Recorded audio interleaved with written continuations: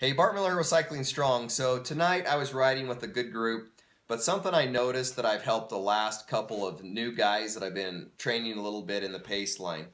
First thing is that when you're in a pace line, you really need to look at the person ahead of you. You need to look at what gear they're in and what their cadence is. What happens is that a newer person, generally in the pace line, when they're behind somebody, they just try to keep up instead of looking at gearing and cadence of the person ahead of them. What happens then is they are in too big a gear because generally they're not spinning fast enough. So they yo-yo like this, kind of on that person back and forth, which affects the entire pace line behind them. So what you need to do is you need to be looking at that person in front of you and try to match their exact gearing and cadence so that you stay right with them in perfect.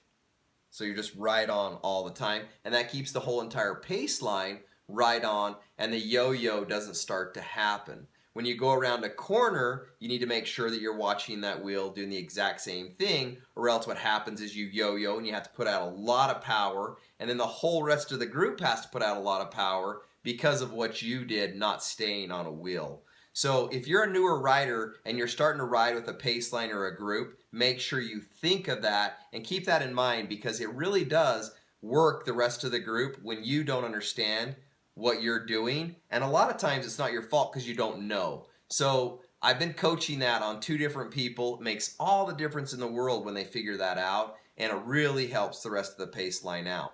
So the other thing is when you're climbing or you start to go on a climb, you need to do the exact same thing, is look at people who you're climbing with. Try to look at their gearing and see what they're doing so that you can match that. It'll make you a better climber. But really keep that in mind, focus on that. Hopefully that helps you if you're out there riding, especially if you're a newer rider. It will help you out a lot. So get out there, keep riding your bike, keep cycling strong, and I hope you have an amazing, amazing time riding your bike. See you later.